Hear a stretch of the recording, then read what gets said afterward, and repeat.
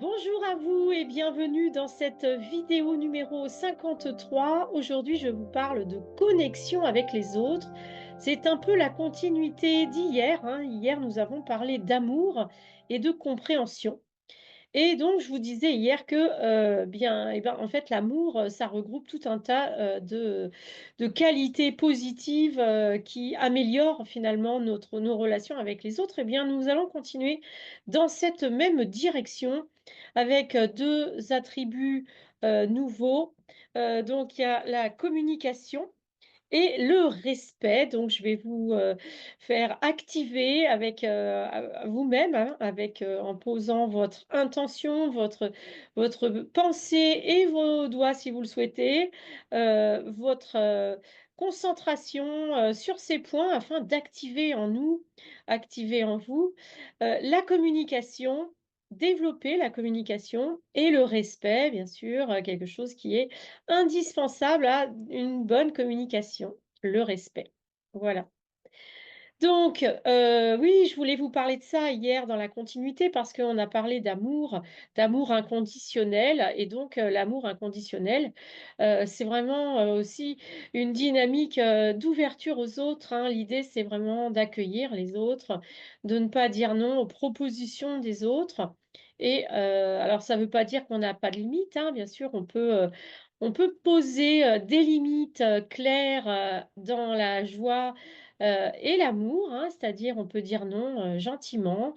On peut, poser clairement ses limites en expliquant bien que c'est pas un défaut d'amour, hein, mais que c'est juste, que, on se respecte aussi soi-même, on s'aime aussi soi-même et donc tout ça, c'est des qualités de communication finalement, d'être capable d'expliquer, heu, qui ce que ce nos choix, nos décisions aux autres et de pouvoir finalement, construire ensemble, des, relations harmonieuses avec les autres, hein, parce que, on a toujours besoin d'être en relation avec les autres, donc il nous faut vraiment, heu, construire ces relations, pas à pas, jour après jour. C'est comme ça que les relations se construisent. Et donc, nous allons tout de suite activer la communication. Alors d'abord, je vais vous montrer, la carte de la communication. Voilà, donc vous voyez, hein, là, il y a 2 pôles, hein. L'idée, hein, c'est de comprendre qu'on est toujours en train de se mélanger avec les autres. Parce que c'est vraiment comme ça que ça se passe. L'énergie, des personnes que nous rencontrons se mélange avec notre propre énergie et de quelle manière elle se mélange, eh bien, peu importe, mais ce qui est important, c'est d'être conscient. C'est-à-dire de ne pas être surpris après quand ça tourne, au boudin, si ça tourne mal dans nos relations, c'est qu'on n'a pas senti venir, les problèmes et donc c'est important d'être conscient. Toujours d'être conscient, de toute manière, c'est ça un être infini, hein. Je vous rappelle qu'on est en train d'activer des attributs divins pour, incarner complètement, notre être infini et donc tous ces attributs, ce qui est important, c'est d'être conscient de ce qui se joue, de ne pas, se surprendre soi-même, avec des mauvaises surprises. Alors aussi, on peut quand même, se faire de belles surprises positives à soi-même, bien sûr et aux autres, mais voilà, l'idée, hein, c'est d'être conscient. Conscient de tout ce qui se joue. Alors je vais vous lire quand même la définition, hein, de la communication là. Moyen de connexion entre les êtres, échange d'informations. Donc vous voyez, la connexion, c'est le mot que j'ai donc mis en titre pour cette vidéo, la connexion aux autres et c'est pas seulement ça la communication, c'est d'une part, comment bien sûr on se connecte avec les autres, avec tout ce qu'il y a d'émotionnel, tout ce qu'il y a d'historique entre les dans notre histoire, hein. C'est-à-dire entre 2 personnes, il y a toute une histoire qui se crée dès le premier contact, hein et au fur et à mesure, eh bien, tout ce qui s'est passé, a son importance, finalement. Et donc, c'est pas seulement ça, c'est également un échange d'informations, c'est-à-dire que, il y a des informations, logiques, rationnelles, verbales, de pensée, mais il y a également tout une série d'échanges d'informations émotionnelles, d'échanges d'informations, j'ai envie de dire physiques, hein. Par exemple, quand, on se on se contamine avec un virus, eh bien, c'est un échange, voilà, de d'informations, un échange voilà, un contact, aussi, hein, il faut voilà. C'est ça la communication, c'est tout ce qu'on échange avec les autres et donc pour activer en nous la communication, eh bien, ah voilà, c'est vrai que c'est très intéressant, puisque c'est le même point que celui de la bonté, mais, en symétrie. Donc la communication, ça se trouve de notre côté gauche, derrière, dans le en face du nombril, mais derrière. En fait, c'est sur la taille, hein, exactement sur la taille. Donc là, c'est pas sur la ligne médiane, mais c'est, sur les reins en vérité.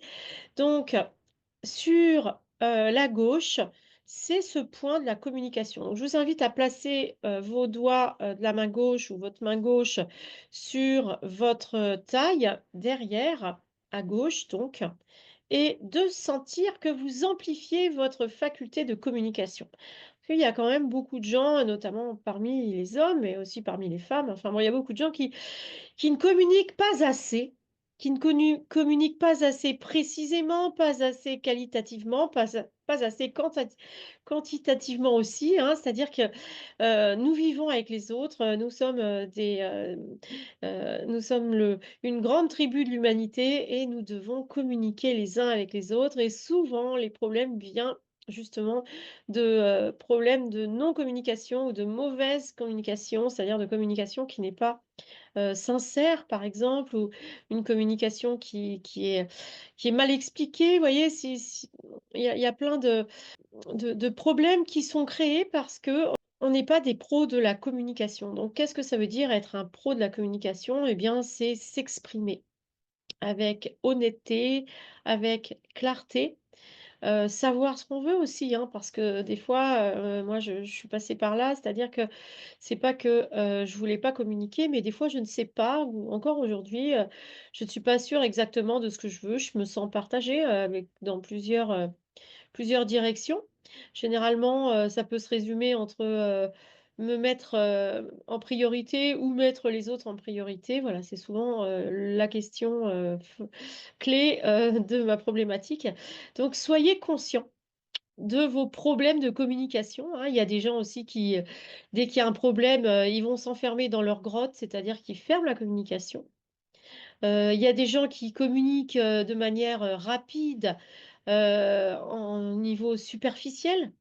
Il y a des gens qui vont faire le contraire, c'est-à-dire qu'ils vont en faire trop, qui vont trop communiquer, ils vont noyer les autres finalement avec, les informations et la communication. Donc il y a pas, on est tous différents. Il n'y a pas, une manière de communiquer, parfaite et idéale.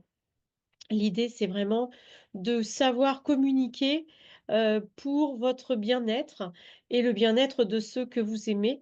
C'est-à-dire de s'adapter finalement au niveau de la communication, de s'adapter avec les personnes, avec qui on est en contact, avec qui on est en connexion de manière, parfois, souvent choisie, mais parfois obligatoire, hein. On va dire, par exemple, on n'a pas forcément, d'atomes crochus des fois avec, des collègues ou même, des membres de la famille. Voilà, c'est tout ça. Il s'agit d'être conscient.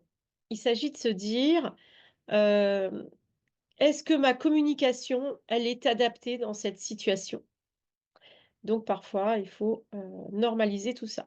Donc je vous invite, bien à sentir ce point d'activation de la communication sur votre taille, donc derrière, dans le dos là, à gauche et en même temps, je vais vous lire la série numérique de Grabovoi de la communication pour une normalisation de votre communication avec les autres. Donc vous pouvez placer en même temps votre main sur, ce point-là. Ça c'est important aussi, si vous voulez, de faire un lien toujours avec le corps, hein. C'est pour ça que moi j'aime bien, ces histoires de points parce que, ça nous permet vraiment de donner une mémoire du corps physique.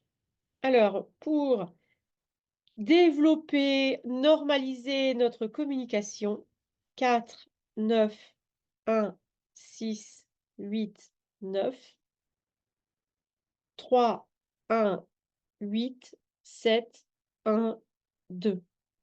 Voilà, donc avec tout ça, vous allez, améliorer votre communication avec les autres.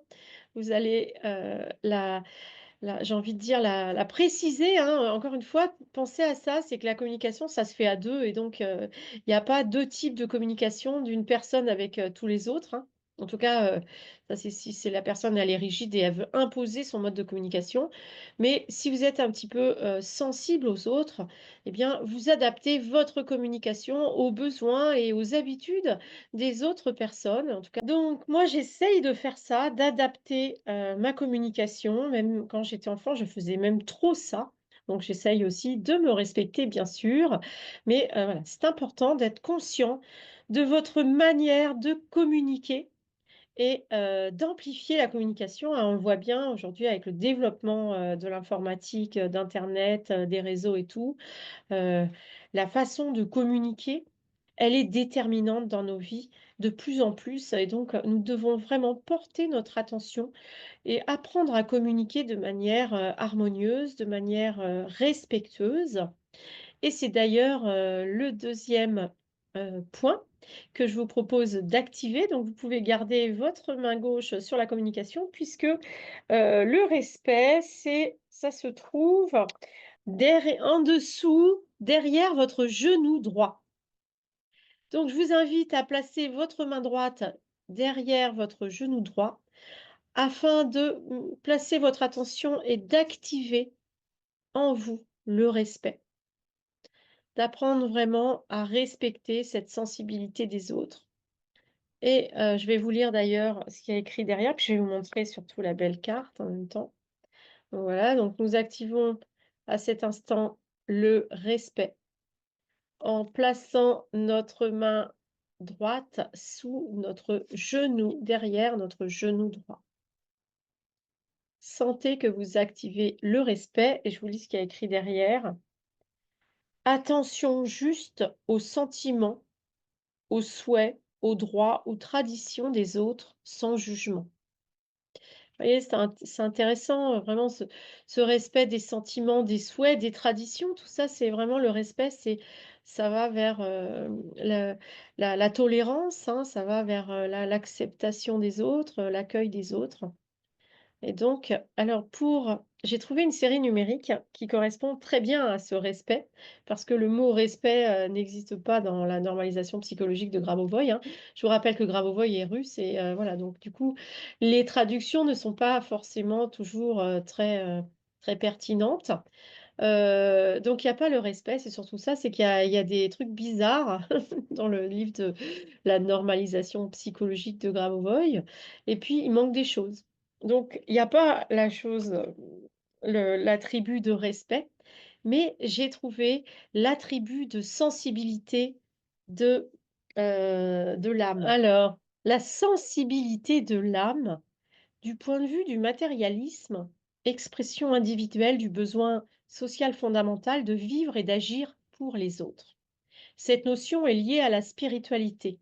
La sensibilité de l'âme se caractérise par une bonne attitude de l'individu à l'égard de son entourage, par l'attention, par l'aptitude à les aider à partager leur joie ou leur tristesse. Vous voyez, c'est quand même assez proche de cet attribut de respect. Donc, c'est vrai que l'âme, elle est vraiment naturellement en connexion avec les autres. Alors, pour activer votre sensibilité de l'âme encore plus, c'est-à-dire votre connexion aux autres, 5, 9, 1, 4, 8, 8, 6, 1, 7, 3, 8, 1.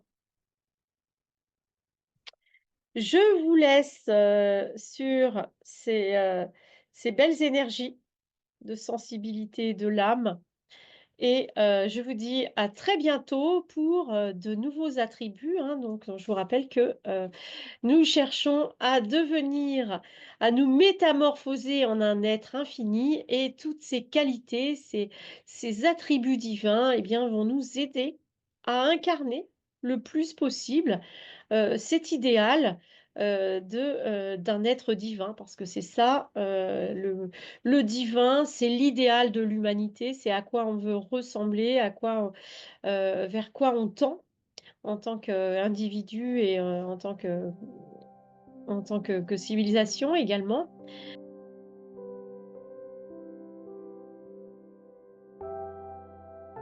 Je vous rappelle que, du 22 au 26 novembre, je fais un stage chez moi, à Valleil dans le Tarn-et-Garonne et ça dure 5 jours et ça s'appelle «Les 5 voies de l'éveil à la vie éternelle» et donc l'idée, c'est de vous présenter, vraiment, quelque chose de complet sur les enseignements de la vie éternelle proposés par Grégory Grabovoy et de vous montrer un petit peu, dans quelle direction développer chacune de ces portes et je vous lirai bien sûr et on parlera, d'extraits de toutes, ces journées, donc les 5 jours. Premier jour, rajeunissement, deuxième jour, guérison, troisième jour, harmonie, quatrième jour, nous parlerons du futur et le dernier jour, de la résurrection. Je vous souhaite une très belle journée, une très belle soirée et à très bientôt pour, le jour 7.